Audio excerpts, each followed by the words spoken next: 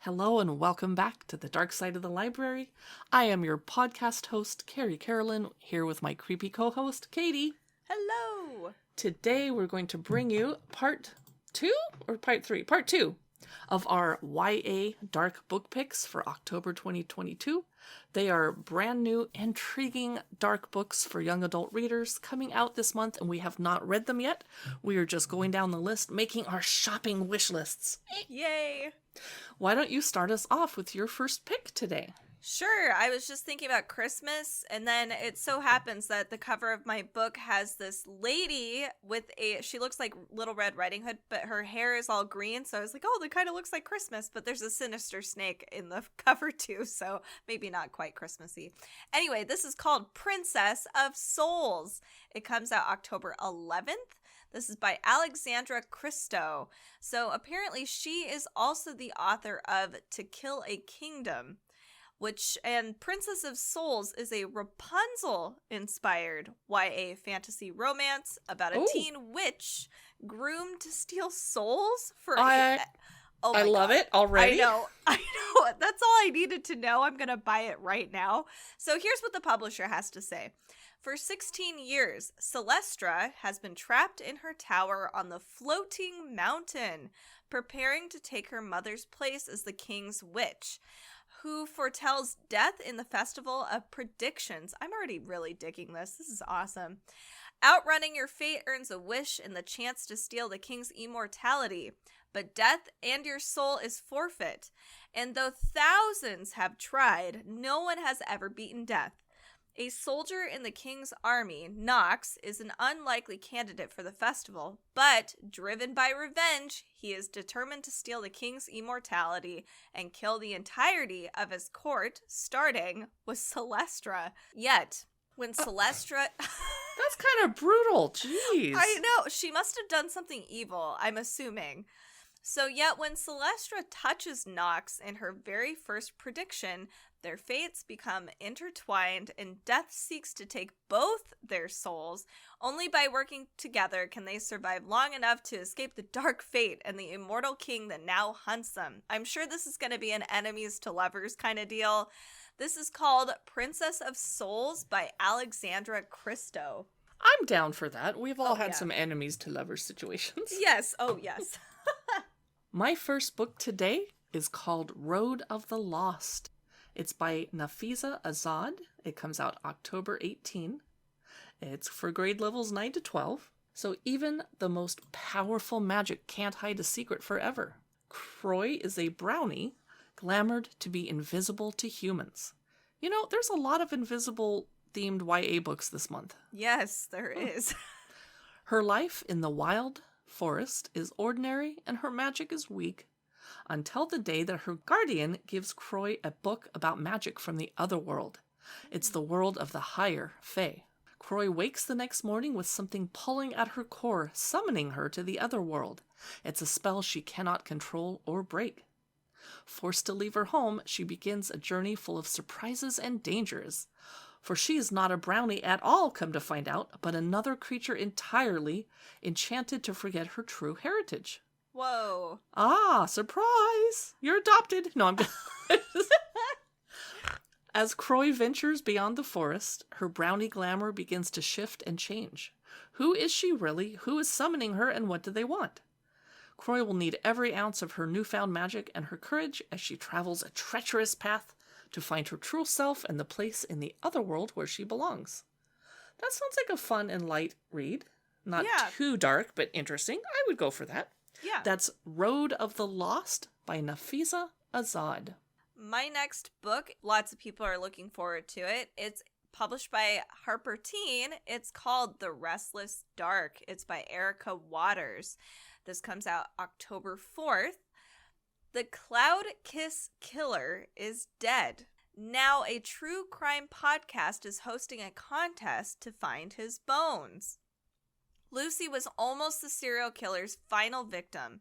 Carolina is a true crime fan who fears her own rage. Oh, God, Carolina and I have a lot in common. You know, my name is almost Carolina, and I could be compelled to feel some rage if I had to. Right? And Maggie is a psychology student with a little too much to hide. All of them are looking for answers for a new identity, for a place to bury their secrets.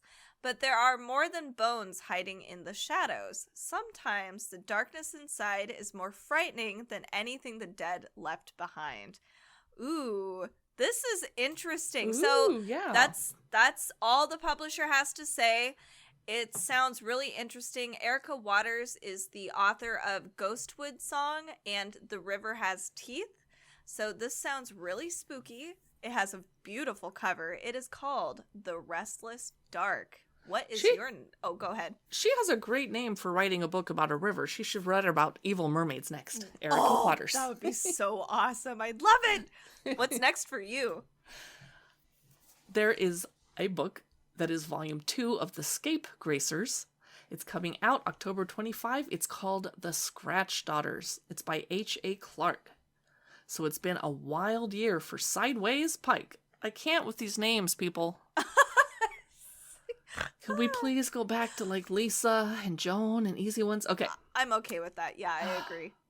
After forming a coven with the 3 most popular girls in school and developing a huge crush on a mysterious stranger named Madeline, Sideways' Halloween was ruined by finding out that Madeline wasn't trying to make out with her, but to steal Sideways' specter, the force that gives witches the ability to cast magic spells.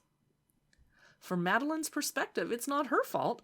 After a doomed relationship with one of the creepy, near-identical Chantry boys turned into a witch hunt, they took her specter. So really, she's only borrowing Sideways' until she can recover her own path and punish the Chantrys. Okay.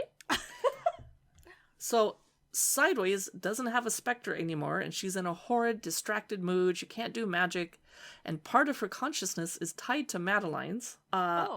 And Madeline is using Sideways' specter to hunt the Chantrys. The other Scapegracers are much jollier. They're heading into the winter holidays. And they've set up shop as curse crafters for girls in the school who've been done wrong by guys. Well, that would have been handy when I was in high school. Right, yeah, agree. When Sideways, through Madeline, gets a flash of how to track down both of her foes at once, she asks the Scapegracers to help entrap them, only to be told, your plan is unsafe and unwise. Yeah, they're probably not wrong. So if she's going to find Madeline, her only ally is Mr. Scratch, the inky book demon, who's currently inhabiting her as life support until she gets her specter back. I'm out. This is too much. I'm confused. There's too much going on in one book. Perhaps if I had read the first book, which I did not, this would make more sense to me. But yes. I wanted to present this to those of you that actually like this series. That's The Scratch Daughters, Volume 2 of the Scapegracers by H.A. Clark. My next book is called The Second Death of Edie and Violet Bond. It comes out October 4th. It is by Amanda Glaze and published by Union Square and Company. Sacramento, 1885. Edie and Violet Bond know the truth about death. The 17-year-old twins are powerful mediums, just like their mother. Violet can open the veil between life and death, and Edie can cross into the spirit world. Ooh, I like this a lot. That could be handy, especially if you could be invisible like everyone in every other YA book we're reading about this month. I know, right? Watch, they are invisible as well. But their abilities couldn't save them when their mother died and their father threatened to commit them to a notorious asylum. Now runaways, Edie and Violet are part of a traveling spiritualist show, a tight-knit group of young women who demonstrate their real talents under the guise of communing with spirits. Each night, actresses, poets, musicians, and orators all make contact with spirits who happen to have something to say. Notions that young ladies could never openly express. But when Violet's act goes terribly wrong one night, Edie learns that the dark spirit responsible for their mother's death has crossed into the land of the living. As they investigate the identity of her mysterious final client, they realize that someone is hunting mediums, and they may be next. Only by trusting in one another can the twins uncover a killer who will stop at nothing to cheat death. So, this is called The Second Death of Edie and and Violet Bond by Amanda Glaze. Oh, man. I love how you accidentally said violent. I know. I was like, you have violence on the Bond. brain. Okay, brace yourself, because I have an interesting one up next. I'm surprised this is for kids age 14 to 17 years old. Okay. Oh, boy. The snow fell 3 graves deep. Voices from the Donner Party. Oh, God. That doesn't sound like a fun party. I know. The author is Allan Wolf. And it's written in verse, apparently? Interesting. In 1846, a group of emigrants bound for California face a choice: continue on their planned route or take a shortcut into the wilderness. Unfortunately, this is not the Oregon Trail, and it does not have a happy ending. 89 of them opt for the untested trail. This is why we don't play Choose Your Own Adventure anymore. Right. The decision plunged them into danger and desperation, and finally, the unthinkable. Well, someone obviously thought of it. Yes, absolutely. From extraordinary poet and novelist Allan Wolf comes a riveting retelling of the ill-fated journey of the Donner Party across the Sierra Nevadas during the winter of 1846 and 47.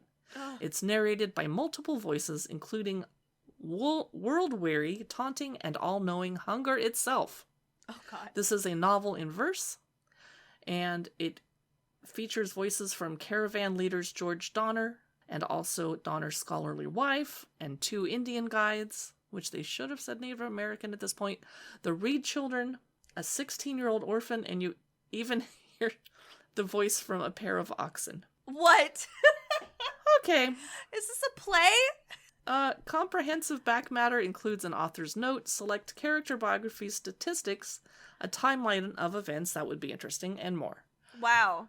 So, that is The Snow Fell 3 Graves Deep, Voices from the Donner Party by Allan Wolf. Wow, that's a lot. Wow, okay. So my next... That's why I said brace yourself. I know, I did, and I was like, whoa, okay. 2 oxen. Okay, moving on. My next book is by Sasha Lamb. It's called When the Angels Left the Old Country. It comes out October 18th. Uriel the Angel and Little Ash, short for Ashmedai, are the only 2 supernatural creatures in their chattel. I don't think I said that correctly. Which is so tiny it doesn't have a name other than chattel. The angel and the demon have been studying together for centuries, but pogroms and the search for a new life have drawn all the young people from their village to America. When one of those young immigrants go missing, Uriel and Little Ash set off to find her. Along the way, the angel and demon encounter humans in need of their help, including Rose Cowan, whose best friend and the love of her life has abandoned her to marry a man, and Malk Schulman, whose father died mysteriously on his way to America, but there are obstacles ahead of them as difficult as what they've left behind. Medical exams and demons at Ellis Island, corrupt officials, cruel mob bosses, murderers, poverty. The streets are far from paved with gold. This is an interesting book. This is for grade levels 7 through 12. This is published by Levine Querido. I'm intrigued. If I have time, I might peek into this book. It is around 400 pages, though. It's a lot. So if you like angels and demons, this is called When the Angels Left the Old Country by Sasha Lamb. My next book is The Whispering Dark by Kelly Andrew. It comes out October 18. The main character is Delaney Myers-Petrov. They're tired of being seen as fragile just because she's deaf.